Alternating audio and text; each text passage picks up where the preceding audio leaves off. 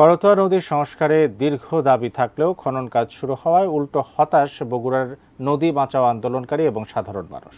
কিন্তু কেন? এ বিষয়ে সেখান থেকে জানিয়েছেন সহকর্মী মনিরুল ইসলাম মিন্টু। প্রাচীন পুণ্ড্রবর্ধন রাষ্ট্রের রাজধানী মহস্থানগড়, সেই মহস্থানগড়ের খরস্রোতা নদী ছিল যেই করতোয়া, সেই করতোয়ার এখন একেবারে বেহাল দশা। এই নদীটিকে খননের জন্য বা সংস্কারের জন্য দীর্ঘদিন ধরেই স্থানীয় যারা পরিবেশবাদীরা ছিল তাদের দাবি ছিল, তবে সেই দাবির কে উপেক্ষা করেই বলা যায় যে ধরনের উন্নয়ন কাজ বা সংস্কার কাজ চলছে তাতে নদীটিকে এখন খালে পরিণত করা হচ্ছে। আমরা জানতে পেরেছি যে এই নদীটিকে খননের জন্য দীর্ঘদিনের দাবি ছিল এবং সেক্ষেত্রে গাইবান্ধার গোবিন্দগঞ্জ থেকে বগুড়ার শেরপুর পর্যন্ত 123 কিলোমিটার খননের দাবি ছিল, তবে সেই প্রকল্প হাতে নিয়েছিল পানি উন্নয়ন বোর্ড, কিন্তু সেই প্রকল্প আসলে আলোর মুখ দেখেনি।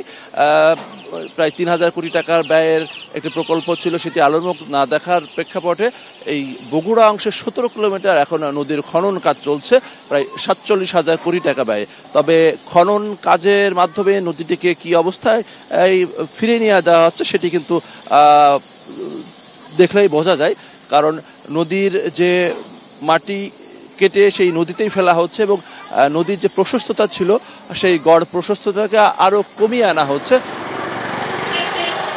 আগে যেটা ছিল এটা হচ্ছে না, আগে তো অনেক ওয়াইড ছিল নদীটা, এখন নদীটা যেটা হচ্ছে ডিপ বেশি হচ্ছে, বাট সাইডে ওয়াইডটা কম হতে আমরা শঙ্কা করতেছি যে আগামী বর্ষার মধ্যে হয়তো ওই মাঠের পানি মানে পাড়ের বালুগুলো গড়ে আবার সেই সমতলটা পূরণ হয়ে যাবে। এখন যেটা করা হচ্ছে, সাইডে যেভাবে অবৈধ দখলদার আছে তারা এখন পয়সার বিনিময়ে যেভাবেই হোক তারা সেভাবে সে অবস্থানেই থাকতেছে।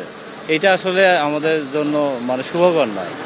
স্থানীয়রা বলছেন যে নদীটিকে কেটে খালে পরিণত করা হচ্ছে, ফলে পরিবেশবাদীরা তো বটেই, স্থানীয়রা কিন্তু ক্ষুব্ধ। তবে যারা দখলদার, এই নদীর দীর্ঘদিন ধরে যারা দখলদার তারা অবশ্য খুশি হচ্ছেন, কারণ নদীটিকে এখন খালে পরিণত করা হচ্ছে। সেক্ষেত্রে এই ধরনের উন্নয়ন কাজ বন্ধ করারও কিন্তু পরিবেশবাদীদের কিন্তু দাবি রয়েছে বগুড়ার। তবে তারপরেও কিন্তু এই কাজ চলছে।